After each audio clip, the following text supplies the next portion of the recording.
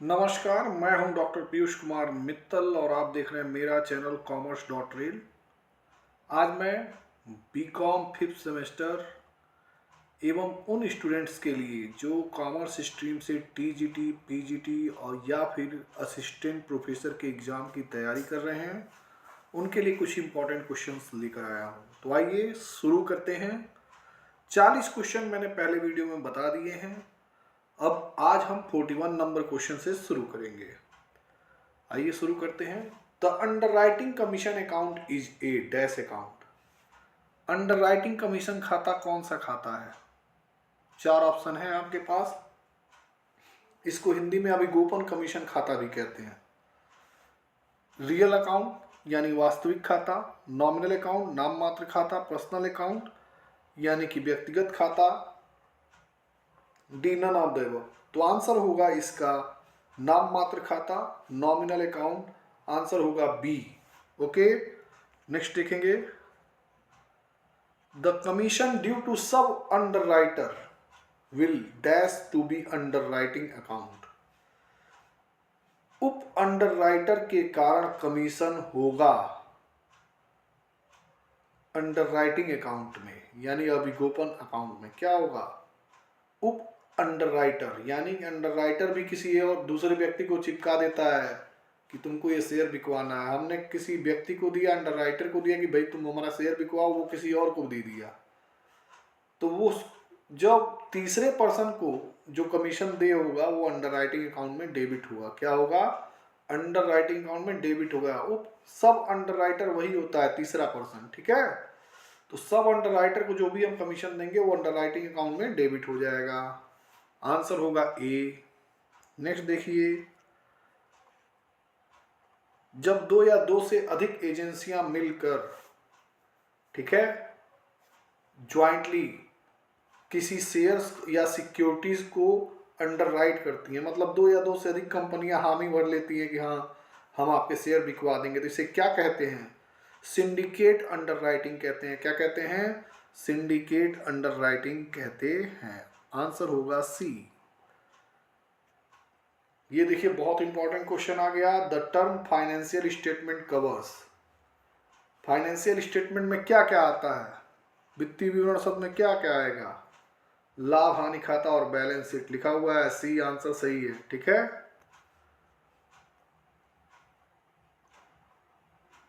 Next देखेंगे। The balance of share forfeiture account is transfer to. अंशहरण खाते का शेष ट्रांसफर किया जाता है कौन से खाते में? बहुत ही इंपॉर्टेंट क्वेश्चन, लगभग तय है कि आएगा। अंशहरण खाते का शेष किसमें स्थानांतरित किया जाता है? पूंजी संचय खाते में, कैपिटल रिजर्व अकाउंट में। आंसर हो गया ए। ये भी क्वेश्चन बड़ा इंपॉर्टेंट है। देखिए कि balance sheet, the form of balance sheet as per company act 2013 is. Balance sheet का प्रारूप क्या है कंपनी अधिनियम 2013 के अनुसार? तो लंबवत यानी कि वर्टिकल है। क्लियर? आंसर ए होगा। वर्तमान परिसंपत्ति, जिसे चालू संपत्ति कहते हैं, शब्द में शामिल नहीं है। The term current assets does not cover. आपको बताना है क्या शामिल नहीं है। कार नहीं है, देनदार नहीं है, स्टॉक नहीं है, प्रीपेड खर्च नहीं है। आप सब जानते हैं कि कार जो है वह करेंट एसेट्स नहीं है। आंसर होगा A. The term current assets does not cover. Answer होगा कार। नेक्स्ट देखिए। हरण किए गए शेयरों को फिर से जारी किया जा सकता है। The forfeited shares can be reissued at. तो पार पे यानी सम मूल्य पे भी किया जा सकता है, प्रीमियम पे भी किया जा सकता है और छूट पे भी किया जा सकता है। यानी आंसर होगा D, all of these. Next question देखेंगे। Equity shares can be issued at. ये भी क्वेश्चन बड़ा इंपॉर्टेंट है। और देखिए इसके पहले वाला जो क्वेश्चन था कि अंशहरण को किया जा सकता है, री इशू किया जा सकता है, वो भी बहुत इंपॉर्टेंट था। ठीक है, 49 नंबर क्वेश्चन है कि समता अंशों को इशू किया जा सकता है, निर्गमन किया जा सकता है। देखिए समतांश जो अब हो रहे हैं, सामान्य समतांश, वो या तो फेस वैल्यू यानी पार पर या प्रीमियम पर किए जा सकते हैं, लेकिन डिस्काउंट पर नहीं किए जा सकते हैं। डिस्काउंट पर अब शेयरों का इशू नहीं होता है। यानी आंसर ए और डी आंसर सही है। ए और बी जिसमें लिखा हो वही आंसर सही है। छूट गलत है, छूट पे नहीं हो सकता है। प्रीमियम केवल पार पार पे भी होता है, प्रीमियम पे भी होता है, छूट पे नहीं होता है, यानी डी आंसर सही है क्योंकि उसमें दोनों दिया है, ए और बी। बहुत इंपॉर्टेंट क्वेश्चन था ये। Premium on issue of shares can be used for, share जारी करने पर प्रीमियम का उपयोग किया जा सकता है, किस लिए किया जा सकता है? पहला लिखा है बोनस शेयर्स के लिए, फिर दूसरा लिखा है बोनस शेयर के लिए, बोनस शेयर को जारी करने के लिए, सही है। दूसरा लिखा है providing for the premium payable on redemption of any preference shares, preference shares पे के शोधन पर दे प्रीमियम के लिए, ये भी सही है। Writing off discount on loss of issue of debenture, पूर्वाधि कहता है कि डिवेंचर ऋण पत्रों के निर्गमन पर जो छूट दी जाती है उसको अपलिखित करने के लिए। इन purchasing of its own shares, by back of share के लिए, और ऑल ऑफ द अबव, सबके लिए सही आंसर होगा।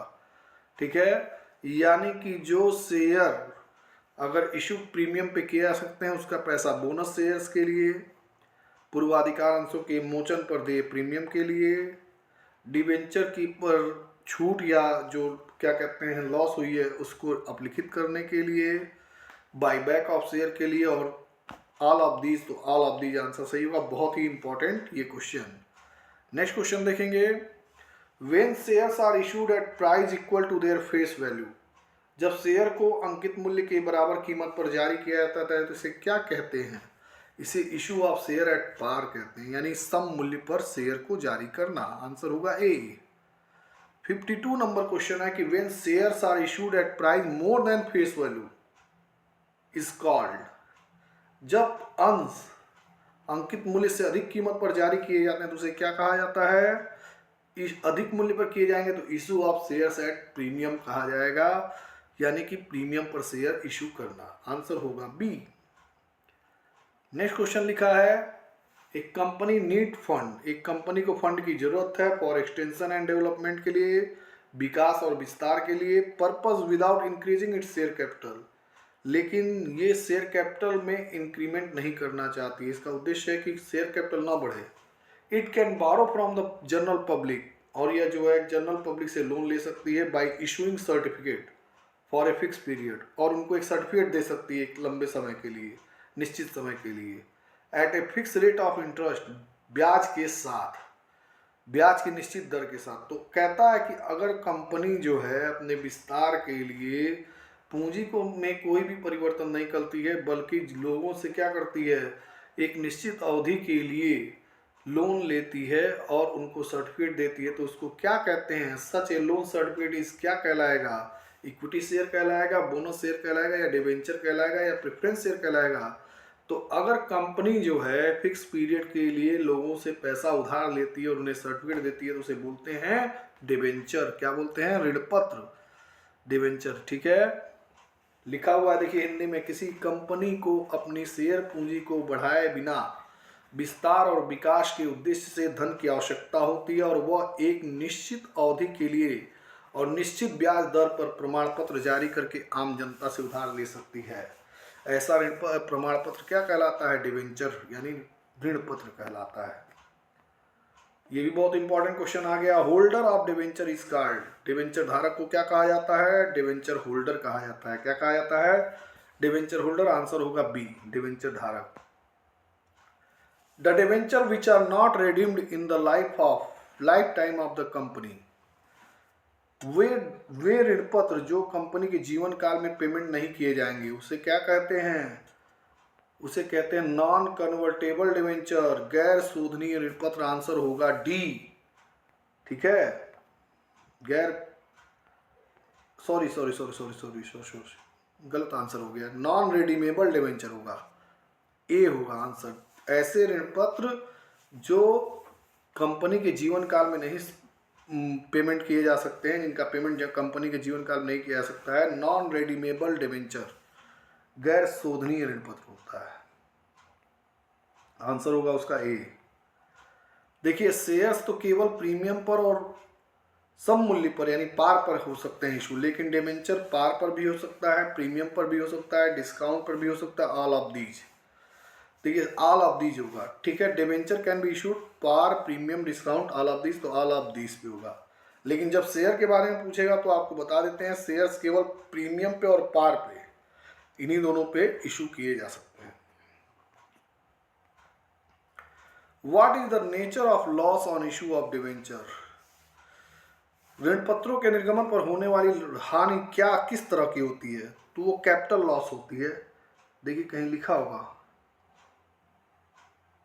लॉस ऑफ कैपिटल नेचर, यानी आंसर होगा बी। डिवेंचर जारी होने पर हानि की प्रकृति क्या है? तो पूंजीगत प्रकृति होती है। ठीक है, नेक्स्ट क्वेश्चन बहुत ही इंपॉर्टेंट है, ये बहुत ही important. Balance sheet of a company is prepared as the format prescribed in. किसी कंपनी का बैलेंस शीट किस प्रारूप के अनुसार तैयार किया जा सकता है? तो part 1 of schedule 3 of the company act 2013। ठीक है, कंपनी एक्ट 2013 की शेड्यूल 3 में दिए गए पहले पार्ट 1 के अनुसार कंपनी का बैलेंस शीट तैयार किया जा सकता है। नेक्स्ट क्वेश्चन देखिए, यानी आंसर होगा इसमें बी, 58 का बी। नेक्स्ट देखेंगे, सब head of reserve and surplus include. कहता है रिजर्व एंड सरप्लस का सब हेड क्या दिखलाता है, कौन से रिजर्व को अपने अंदर शामिल करता है? लगभग सारे रिजर्व उसमें शामिल होते हैं। कैपिटल रिजर्व भी आएगा, सिक्योरिटीज प्रीमियम रिजर्व भी आएगा, डिवेंचर रिडम्पशन रिजर्व भी आता है रिजर्व एंड सरप्लस में, कैपिटल रिडम्पशन रिजर्व भी आता है, जनरल रिजर्व भी आता है, सिंकिंग फंड भी आता है, रिवैल्यूएशन रिजर्व भी आता है। यानी आंसर होगा ऑल ऑफ दीज की रिजर्व एंड सरप्लस में सभी आते हैं। ठीक है, नेक्स्ट होगा विच of the following is not included in long term borrowing. निम्न में से कौन सा लॉन्ग टर्म बोरोइंग यानी दीर्घकालीन ऋण नहीं है? देखिए तो जरा, 4 ऑप्शन दिया है। डिवेंचर ऋण पत्र, ये तो दीर्घकाल के लिए होता है। बॉन्ड, ये भी दीर्घकाल के लिए होता है, लंबे समय के लिए होता है, लॉन्ग टर्म है। Loan from bank, mortgage loan, ये भी लंबे समय के लिए है। लेकिन D, interest accrued and due on borrowing, interest जो देना होता है तो शॉर्ट टर्म के लिए होता है, थोड़े समय के लिए होता है, बाकी जो होता है, यानी आंसर होगा डी। ठीक है, हिंदी में भी देख लीजिए कौन सा दीर्घकालीन उधार में शामिल नहीं है। ठीक है, तो आंसर होगा डी, उधार पर अर्जित और देय ब्याज। Next question, which of the following is not included in short term provision. कौन सा जो है शॉर्ट टर्म प्रोविजन में शामिल नहीं हो सकता है, अल्पकालीन प्रावधान में शामिल नहीं हो सकता है? तो देखिए मैं पहले ही बता चुका हूं आपको, प्रोविजन फॉर टैक्स और प्रोविजन फॉर डाउटफुल डेट तो आता ही है। एम्प्लॉय बेनिफिट के लिए अगर देखेंगे तो शॉर्ट टर्म का जो एम्प्लॉय बेनिफिट प्रोविजन होता है वो भी आता है। तो देखिए इसमें क्या क्या आंसर दिया है। प्रोविजन फॉर टैक्स ये भी शॉर्ट टर्म में आएगा, प्रोविजन फॉर एम्प्लॉय बेनिफिट अगर शॉर्ट टर्म के लिए वो भी आएगा, बिल्स पेबल नहीं आएगा वो, क्योंकि वो ट्रेड पेबल्स में आता है। ठीक है, तो आंसर हो जाएगा सी, यही शॉर्ट टर्म प्रोविजन में नहीं आता है। Which of the following is not included in tangible fixed assets? tangible fixed assets में क्या नहीं आता है? तो लैंड एंड बिल्डिंग ये तो टेंजिबल है, मशीनरी एंड प्लांट ये भी टेंजिबल है, व्हीकल्स एंड ऑफिस इक्विपमेंट ये भी टेंजिबल है, लीव स्टॉक भी टेंजिबल है। ई वाला देखिए, रेसिपीज, फार्मूला, मॉडल्स, डिजाइन ये इनटेंजिबल है, यही आंसर सही होगा, आंसर होगा इसका ई। ठीक है, नेक्स्ट क्वेश्चन देखेंगे, Which of the following are included in intangible fixed assets? कौन सा इंटेंजिबल में आएगा जो अमूर्त हो, जो दिखाई न दे? गुडविल भी दिखाई नहीं देती है, ब्रांड्स या ट्रेडमार्क भी दिखाई नहीं देता है, कॉपीराइट और पेटेंट भी नहीं दिखाई देता है, सॉफ्टवेयर भी नहीं दिखाई देता है, उसका कोई सॉफ्टवेयर का आकार थोड़ी नहीं होता है। रेसिपी, फार्मूला, मॉडल, डिजाइन ये सब इंटेंजिबल है, यानी आंसर होगा इसका E, all of these. Next question देखेंगे, which of the following is not included in other current assets. देखिए अदर करेंट एसेट्स में कौन सा शामिल नहीं होता है? प्रीपेड एक्सपेंसेस शामिल होगा, एडवांस पेमेंट ऑफ टैक्स ये भी अदर करेंट एसेट्स में आता है, हम एडवांस दे दिए हैं टैक्स, वो भी हमारे एसेट से वापस ले सकते हैं, टैक्स मिलेगा ना। Interest accrued on investment, investment पर अर्जित ब्याज ये भी एसेट्स है, अदर एसेट्स में आएगा। कैश इन हैंड आता है, एसेट्स तो है, ये करेंट एसेट्स ही है, लेकिन ये अदर करेंट एसेट्स में ना आकर ये आता है कैश एंड कैश इक्विवेलेंट में। ठीक है, ये मत देखिएगा कि केवल पूछ लिया है कि करंट एसेट्स, तो पूछा है not include under other current assets. Other current assets के लिए कहा था, अदर करंट एसेट्स में नहीं आता है cash in hand, cash in hand cash and cash equivalent में आता है। नेक्स्ट क्वेश्चन है which of the following are included in current assets, कौन सा करंट एसेट्स में आता है। अब करंट एसेट्स की बात किया है, करंट इन्वेस्टमेंट भी आता है, इन्वेंट्री भी आती है, ट्रेड रिसेबल भी आता है, कैश और कैश इक्विवेलेंट भी आता है, शॉर्ट टर्म के लिए लोन एडवांस दिए वो भी आता है, यानी ऑल ऑफ दीज, यानी आंसर होगा E, all of these. Which of the following pair is not correct, loose tools inventory में आता है, सही है sorry. Provision for employ benefit long term में आता है, सही है। Unpaid dividend other current liability में आता है, ये भी सही। डेप्टर्स ट्रेड रिसीवेबल में आता है, बिल्स पेबल ट्रेड रिसीवेबल नहीं, बिल्स पेबल तो ट्रेड पेबल्स में आता है। यही आंसर क्या है करेक्ट, मतलब पेयर नहीं है, यानी यही आंसर आपका सही होगा, बिल्स पेबल ट्रेड रिसीवेबल। पूछा है नॉट करेक्ट, तो यही करेक्ट नहीं है, बाकी सब करेक्ट है। नेक्स्ट देखिए Which of the following is not shown as current liability in the balance sheet of a company prepared as per Schedule 3 of the Company Act 2013? कौन सा करंट लायबिलिटी नहीं है बैलेंस शीट के according, जो कि balance sheet company act 2013 की schedule 3 के अनुसार बनाया जाता है, उसमें कौन सा करंट लायबिलिटी में नहीं आता है। ट्रेड पेबल्स करंट लायबिलिटी में आता है, आप पढ़े हैं, शॉर्ट टर्म बोरोइंग भी आता है, शॉर्ट टर्म प्रोविजन भी आता है, लेकिन डेफर्ड टैक्स लायबिलिटी नहीं आता है। Okay, deferred tax liability short term में नहीं आता है। फिर पूछा है कि which of the following is not shown as current assets, same question कि कौन सा करंट एसेट्स में नहीं आता है कंपनी एक्ट 2013 के शेड्यूल 3 के बैलेंस शीट में। तो ट्रेड रिसीवेबल आता है, short term loan and advance current assets में आता है, बैंक भी करंट एसेट्स में आता है, लेकिन डेफर्ड टैक्स एसेट्स वो करंट एसेट्स में नहीं आएगा। 69 number question, securities premium reserve is shown on the equity and liabilities part of balance sheet under the head. Securities premium को कौन से शीर्षक में दिखलाते हैं, आपको सबको मालूम है, रिजर्व एंड सरप्लस में दिखलाते हैं, आंसर होगा ए, संचय और आधिक्य में। 70वां क्वेश्चन है which of the following will not cover under financial cost, कहता है कि कौन सा फाइनेंशियल कॉस्ट में नहीं आता है।